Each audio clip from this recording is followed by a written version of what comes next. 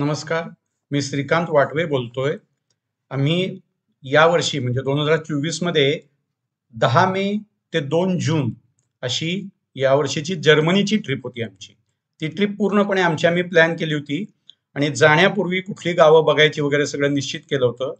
आणि 49 युरोचा आमच्याकडे travel pass होता. म्हणजे अख्ख्या जर्मनीमध्ये कोणत्याही प्रकारचा एक्सप्रेस ट्रेन सोडून नॉर्मल ट्रेनचा सगळा पास आमच्याकडे होता. हे सगळं आम्ही तयारी केलेली होती. त्याप्रमाणे आम्ही 10 मे रोजी कोल्हापूरहून मुंबईला गेलो. त्यावेळेला आम्ही स्टार एअरची फ्लाईट बुक केली होती. ती सकाळची फ्लाईट आहे. आम्ही पोचलो, एक हॉटेल बुक केलं होतं, तिथं थोडी रेस्ट घेतली आणि रात्रीची जी आमची फ्लाईट होती ती लुफ्तान्साची फ्लाईट होती. ती मुंबईहून फ्रँकफर्टला होती. मग आम्ही साधारण 10 वाजता एअरपोर्टवर गेलो. फ्लाईट 2 वाजताची होती. चेक इन वगैरे नशिबानं आमचं ह्यावेळेला फार लवकर झालं आणि आम्ही साधारण 11 साडे 11 वाजता आतच होतो. आत गेल्यानंतर मग आम्ही थोडी रेस्ट घेतली कारण 2 वाजताची फ्लाईट होती. मग ती फ्लाईट 2 वाजता निघाली आणि सकाळी 8 वाजता फ्रँकफर्टला पोहोचली. आता मी तुम्हाला जे फोटो दिलेत त्याच्यात रत्नागिरीच्या एअरपोर्टचाही फोटो आहे, सॉरी कोल्हापूरच्या एअरपोर्टचाही फोटो आहे आणि मुंबई एअरपोर्टचाही फोटो आहे.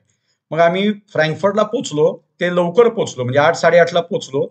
पोचल्यानंतर तिथं आम्ही पासपोर्ट कंट्रोल वगैरे सगळं करून बॅगा घेऊन चेकआउट करून सगळं बाहेर आलो. अर्थात आम्हाला तिकीट काढायचं नसल्यामुळे आम्ही S8 S9 जी कुठली आम्हाला अवेलेबल ट्रेन होती ती पकडली आणि आम्ही सिटी सेंटरला गेलो. सिटी सेंटरला गेल्यानंतर तिथं पहिल्यांदा काय केलं तर आम्ही तिथलं लोकल कार्ड विकत घेतली, दोघांच्या मोबाईलमध्ये 2, कारण आम्हाला तिकडे डाटाची अत्यंत आवश्यकता होती. त्यामुळे आम्ही ती कार्ड इमिजिएटली विकत घेतली. ती विकत घेतल्यानंतर आम्ही हॉटेलवर गेलो. हॉटेलवर गेल्यानंतर आम्हाला असं दिसलं की ते म्हणले की चेक इनला तुम्हाला 3 वाजता यायला लागेल, आम्ही तुमच्या बॅगा ठेवून घेतो, परंतु तुम्हाला 3 वाजता आम्ही रूम देऊ शकतो. म्हणलं ठीक आहे. मग नेमकं काय झालं होतं की आमचे इथं जे एक मित्र आहेत, म्हणजे आमच्या मिसेसची मैत्रीण आणि त्यांचे मिस्टरही माझे मित्र आहेत पवार म्हणून.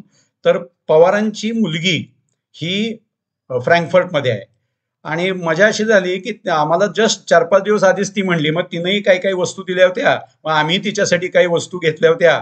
मग मी तिथनं तिला फोन केला. एक कार्ड घेतल्याचा फायदा काय झाला की आम्हाला डायरेक्टली तिच्याशी बोलता आलं. मग तिच्याशी बोलल्यानंतर तिला म्हणलं की असं असं झालेलं आहे, तर आम्ही आता तुझ्याकडे येतो, सगळं सामान देऊ. तर ती म्हणली नुसतं येऊ नका, तुम्ही जेवायला या. म्हणलं ठीक आहे, आम्हाला काही प्रॉब्लेम नाही. मग ती म्हणली आम्ही जेवण फर्स्ट क्लास पैकी तयार करतो. मग तिचे मिस्टर म्हणजे पुनीत अय्यर, ती स्वतः अमिता अय्यर आणि तिचा मुलगा रियान अय्यर असे 3 जण घरामध्ये होते. आम्हाला तिने सांगितले की तुम्ही ट्रॅम नंबर 16 पकडा मेन स्टेशनवरनं आणि तिच्या शेवटच्या स्टॉपला उतरा.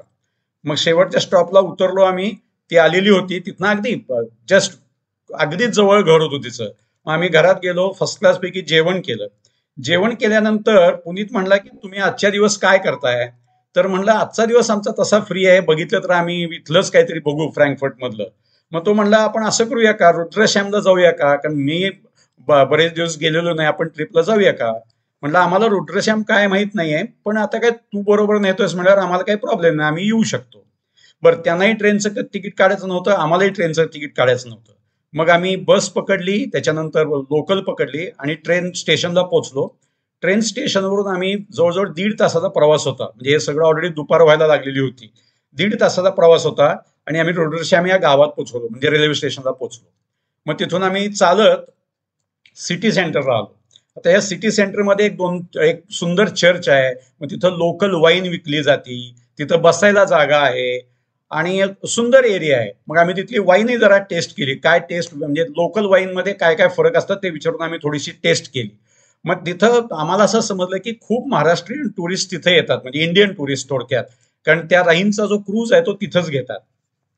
बरं, आम्ही तो सगळं बघत असताना आम्हाला पुनीतने एक बॉन्ड टाकला. पुनीत म्हणला की अहो सर, आम्ही आता आपण राईन क्रूज बुक केलेली आहे, तर आपण राईन क्रूजला जाऊयात.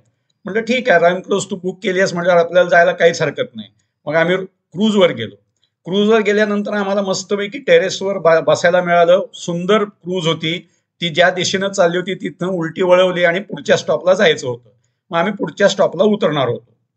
आता ही जी राईन नदी आहे ही अतिशय मोठी आणि त्याच्यातून प्रचंड प्रमाणात ट्रान्सपोर्ट होणारी नदी आहे.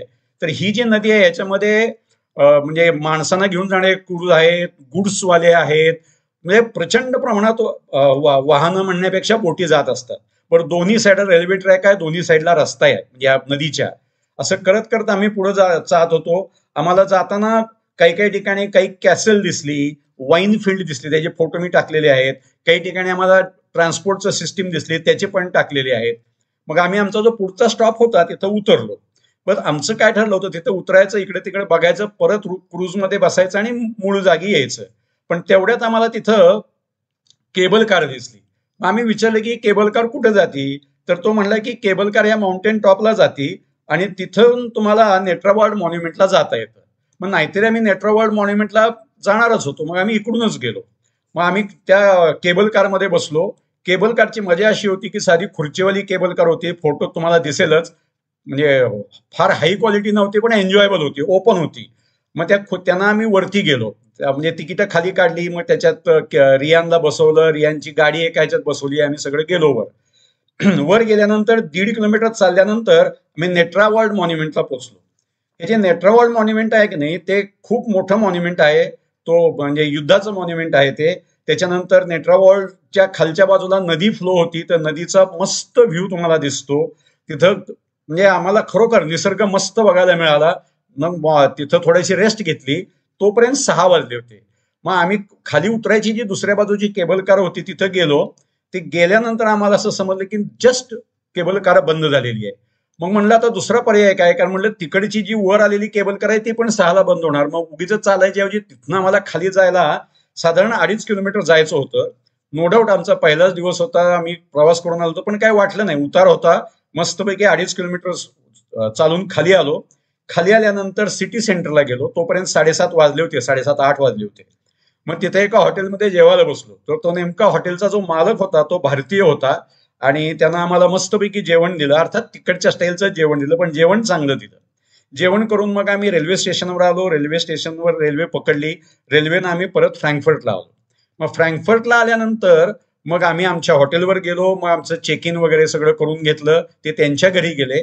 असा आमचा फर्स्ट डे अनपेक्षितप्रमाणे रुद्रश्यामची अतिशय उत्तम ट्रिप झाली आणि त्याचं पूर्ण क्रेडिट अमिता अय्यर आणि पुनीत अय्यरला द्यायला लागेल. आणि रियान हा जो दंगेखोर मुलगा आहे त्यानं आम्हाला खूप मजा दिली, फार मजा आली. म्हणजे त्यांना, म्हणजे तो आता आम्हाला चांगलाच ओळखतो, इतकी मजा आली. तर असा आमचा पहिला दिवस झाला. तर कृपया आम्हाला लाईक करा, सबस्क्राईब करा, म्हणजे आम्ही असेच आणखीन व्हिडिओज तुम्हाला देऊ. Thank you very much.